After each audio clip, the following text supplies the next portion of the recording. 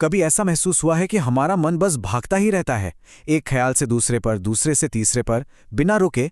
तो आज हम इसी मन को शांत करने के लिए पतंजलि के योग सूत्रों से एक बहुत ही पुरानी लेकिन आज भी उतनी ही काम की तकनीक को समझने वाले हैं। तो बात शुरू होती है इस सवाल से जिससे हम सब कभी ना कभी जरूर गुजरते हैं। भाई, हमारा दिमाग इतना बेचैन क्यों रहता है? हमेशा विचारों, चिंताओं और प्लानिंग में क्यों उलझा रहता है? ये जो एक अंदरूनी शोर है ना, ये आखिर आता कहाँ से है?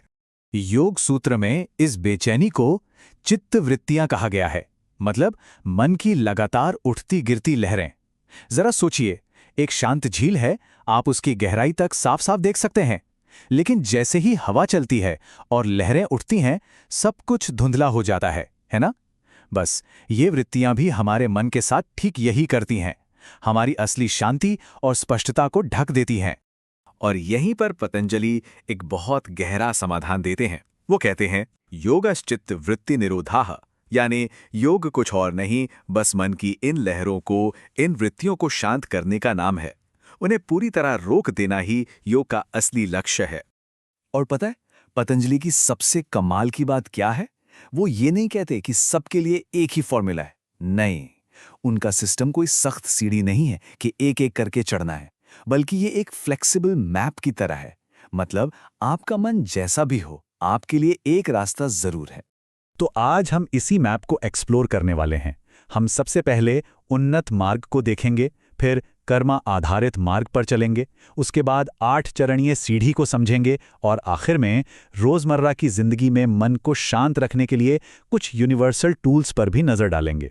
तो चलिए सबसे पहले रास्ते पर चलते हैं। ये मार्ग उन लोगों के लिए है जिनकी इच्छा शक्ति बहुत मजबूत है और जो पहले से ही अपने मन को काफी हद तक समझते और साधते हैं। इस रास्ते के 2 मेन पिलर हैं, अभ्यास और वैराग्य। अभ्यास का मतलब है लगातार कोशिश करते रहना कि मन एक जगह टिका रहे, शांत रहे। और वैराग्य का मतलब है दुनिया की चीजों से मिलने वाले सुखों के पीछे न भागना, ये समझना कि वो सब तो टेम्परेरी हैं। ये दोनों आप कह सकते हैं एक दूसरे को बैलेंस करते हुए साथ साथ चलते हैं। महान ऋषि व्यास ने इसे क्या खूब कहा है। वो कहते हैं कि अभ्यास और वैराग्य मुक्ति रूपी पक्षी के 2 पंख हैं। सोचिए, एक पंख से कोई पक्षी उड़ सकता है क्या? नहीं ना। मन को साधने के लिए भी ये दोनों ही जरूरी हैं। अच्छा, इसी एडवांस्ड कैटेगरी में एक और पावरफुल रास्ता है, ईश्वर प्रणिधान, यानी सब कुछ ईश्वर को सौंप देना, पूरी तरह सरेंडर कर देना। इसमें होता क्या है कि भक्ति और प्रेम में हमारा मैं, हमारा अहंकार अपने आप घुलने लगता है, और जैसे ही अहंकार जाता है, मन की लहरें भी शांत हो जाती हैं। अब आते हैं दूसरे रास्ते पर। ये उन लोगों के लिए है जिन्हें अपने मन को साफ करने के लिए एक ज्यादा स्ट्रक्चर्ड और एक्शन बेस्ड अप्रोच की जरूरत है। इस रास्ते को कहते हैं क्रिया योग, यानी एक्शन का योग। इसमें 3 चीजें आती हैं। पहला है तप, मतलब खुद को अनुशासन में रखना। दूसरा है स्वाध्याय, यानी खुद को जानना, अच्छी चीजें पढ़ना सुनना। और तीसरा है ईश्वर प्रणिधान, अपने हर काम को, उसके फल को ईश्वर को समर्पित कर देना। ये तीनों मिलकर मन को गहरी शांति के लिए तैयार करते हैं। इस कैटेगरी के लिए एक और ऑप्शन है, ध्यान। पतंजलि ध्यान को कैसे समझाते हैं? वो कहते हैं ये ऐसा है जैसे आप एक बर्तन से दूसरे बर्तन में तेल डाल रहे हों, तेल की एक बिना टूटी हुई स्मूथ धारा। जब हमारा ध्यान भी किसी एक चीज पर ऐसे ही बिना टूटे टिक जाता है, तो मन के उतार चढ़ाव अपने आप कम होने लगते हैं। और अब हम आते हैं सबसे जाने माने और सबसे विस्तृत रास्ते पर, अष्टांग योग। ये उन लोगों के लिए एक स्टेप बाय स्टेप सीढ़ी की तरह है जिनका मन या तो बहुत बेचैन रहता है या फिर बहुत सुस्त और आलसी है। इस रास्ते के 8 अंग हैं, या कह लीजिए 8 सीढ़ियां। पहली 4 सीढ़ियां हमारी बाहरी तैयारी के लिए हैं। यम और नियम हमें सिखाते हैं कि समाज में और खुद के साथ कैसे रहना है।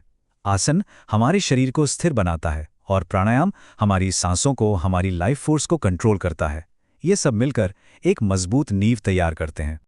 और फिर अगली 4 सीढ़ियां हमें अंदर की यात्रा पर ले जाती हैं। प्रत्याहार से हम अपनी इंद्रियों को बाहर की दुनिया से हटाकर अंदर की ओर मोड़ते हैं। और फिर धारणा, ध्यान और समाधि, ये तीनों एकाग्रता की गहरी अवस्थाएं हैं, जहां आखिरकार मन इतना शांत हो जाता है कि वो अपने ध्यान की वस्तु में ही खो जाता है।